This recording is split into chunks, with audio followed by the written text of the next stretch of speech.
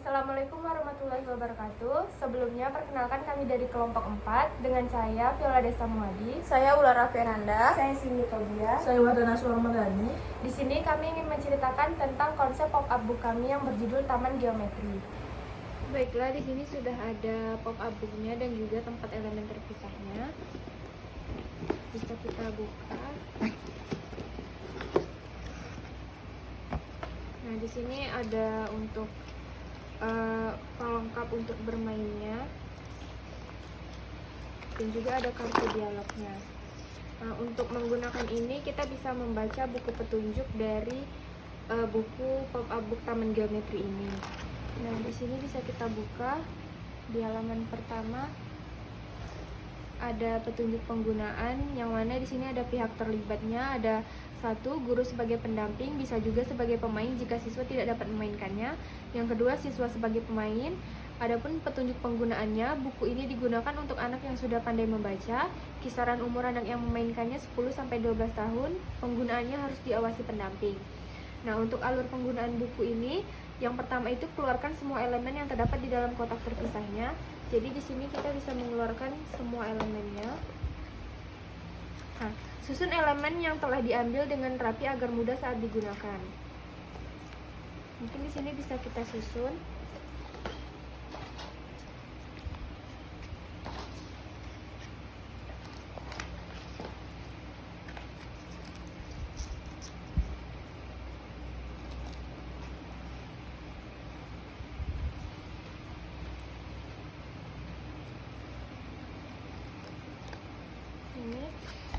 Nah, lalu yang ketiga, bisa buka lembaran bukunya di halaman pop-up book, lalu tempelkan elemen 4 orang anak di setiap perekat yang sudah ada di sini. Nah, letakkan elemen anak sesuai dengan cover buku ini. Nah, bisa dilihat di buku cover ini. Untuk anak yang namanya Desta bisa diletakkan di sini. Untuk anak yang namanya Dika itu bisa diletakkan di sini. Untuk anak yang namanya Raffi itu bisa diletakkan di sini, dan untuk anak yang namanya Rama bisa diletakkan di sini. Nah, selanjutnya minta 4 orang anak untuk bermain peran dengan memilih masing-masing tokoh, bermain peran sesuai dengan kertas dialog percakapan yang tersedia. Di sini kami membuat 4 kartu dialog karena sesuai dengan 4 anak yang bermain. Lalu setiap giliran pendamping, ikuti arahan yang ada dan buka lembar selanjutnya untuk meletakkan penemuan anak tentang bangun datar. Jadi di sini akan ada dialog pendamping di mana nanti pendamping meminta anak untuk mencari di antara benda-benda ini mana saja bangun datar yang dimaksudkan dalam cerita tersebut. Nah, untuk tempat penemuannya bisa dibuka di halaman terakhir. Nah, selanjutnya ulangi terus hingga ceritanya selesai. Ini ada timbal balik. Lalu letakkan kembali semua elemennya ke tempat semula jika sudah selesai digunakan. Halo teman-teman, maukah kalian bermain dan belajar bersamaku? Apa yang ingin kamu pelajari di sini, Rama? Guruku bilang, aku bisa menemukan bangun datar di lingkungan tempatku tinggal. Jadi, aku memutuskan untuk melihat di sekitar taman ini. Apa saja sih bangun datar yang kamu ketahui? Aku tahu bentuk lingkaran, persegi panjang, segitiga, layang-layang, dan trapesium. Bukankah bentuk layang-layang itu seperti layangannya yang dimainkan Raffi? Benar, itu adalah bentuk layang-layang.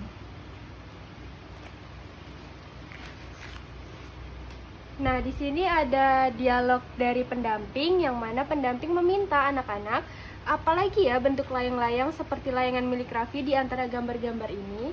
Nah, di sini anak-anak bisa memilih yang mana yang menurut mereka bentuknya itu layang-layang. Jika mereka benar memilih bentuknya yang sama seperti yang dibicarakan pada topik itu, maka anak-anak bisa menempelkannya pada lembar penemuan dan menempelkannya di masing-masing tempat yang telah disediakan untuk bangun datarnya. Kalau begitu, bola yang kamu mainkan berbentuk apa? Yang aku tahu, bola itu berbentuk lingkaran, bukankah begitu? Ya, jika dalam dimensi 2, bola adalah bangun datar lingkaran. Nah, di sini pendamping juga berperan. Jadi, apalagi yang berbentuk lingkaran di antara gambar-gambar ini. Nah, anak-anak akan memilih bentuk-bentuk yang bentuknya seperti lingkaran dan menempelkannya kembali ke belakang. Lalu kita bisa kembali ke ceritanya lagi. Bagaimana dengan buku yang aku baca? Bukankah ini segi 4? Benar, tapi namanya adalah persegi, lebih tepatnya segi panjang. Apa bedanya? Bukankah ini tetap segi 4? Ya, tapi mereka memiliki panjang dan lebar yang berbeda. Contohnya seperti tempat sampah yang ada di sana. Itu adalah persegi panjang, sedangkan persegi itu semua sisinya sama. Seperti tempat makan yang aku pegang ini. Benar, jika dibandingkan tempat makan milik Dika, setiap lembarnya sama, tetapi bukumu tidak. Benar juga, kalau begitu kita menemukan 2 bangun datar sekaligus. Nah, pendamping juga meminta kepada anak-anak apakah mereka bisa menemukan di antara bangun-bangun tersebut mana saja yang bentuknya persegi dan persegi panjang. Nah, untuk bangun datar persegi, mereka bisa jika mereka mengambilnya dengan benar, maka mereka bisa meletakkannya di sini. Dan untuk persegi panjang, mereka bisa meletakkannya di sini. Nah, selanjutnya kita kembali ke cerita lagi. Tetapi jika kita sedikit memiringkan persegi itu, bukankah ia menjadi bentuk belah ketupat? Apakah itu termasuk bangun datar? Ya, guruku berkata belah ketupat adalah salah satu bentuk bangun datar. Nah, di sini pendamping juga berperan untuk menanya yang manakah bentuk belah ketupat yang dimaksud dengan Raffi. Maka anak-anak bisa memilih dan meletakkannya kembali di lembar penemuan. Lalu kembali lagi ke ceritanya. Lalu, tadi kamu bilang ada yang berbentuk trapesium. Seperti apa bentuk itu? Aku tahu itu seperti bentuk atap rumah coklat itu. Nah, di sini pendamping juga bertanya, yang manakah di antara gambar-gambar ini yang termasuk dalam trapesium? Maka anak-anak akan memilih dan meletakkan penemuannya di tempat trapesium. Lalu kita kembali lagi ke ceritanya. Wah, kita sudah banyak sekali menemukan bangun datar ya. Namun, kita masih harus menemukan segitiga. Atap rumah oren itu bukankah bentuknya seperti segitiga? Benar, alat yang digunakan Rama untuk bermain bola itu juga segitiga kan? Kamu benar, kontur ini juga berbentuk segitiga. Lalu di sini pendamping bertanya kepada anaknya, apakah ada segitiga lainnya di antara benda-benda berikut? Nah, karena di sini hanya tinggal satu, mungkin anak-anak yang tadinya telah menjawab dengan benar itu akan mudah menemukan bentuk segitiga, lalu menempelkannya di tempat penemuan segitiga. Lalu kita kembali lagi ke ceritanya. Bukankah ini berarti kita sudah menemukan semuanya? Ya, ternyata benar kata guruku. Di sekitar kita banyak sekali bangun datar yang bisa kita temukan. Aku setuju, setelah ini kamu harus mengingat bagaimana bentuk-bentuk yang kita pelajari hari ini. Benar, selamat belajar semuanya.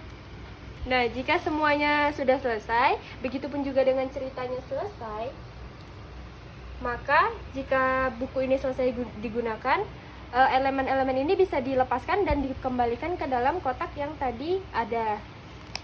Nah, ini untuk identitas penulisnya, yang mana buku ini dibuat dalam rangka membantu anak-anak berkebutuhan khusus dalam mengenal bangun datar yang ada di sekitar mereka. Buku ini menampilkan animasi yang menarik dan dapat dirasakan langsung oleh anak-anak bagaimana bentuk bangun datar tersebut.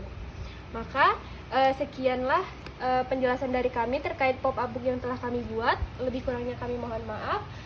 Kami akhiri. Wassalamualaikum warahmatullahi wabarakatuh.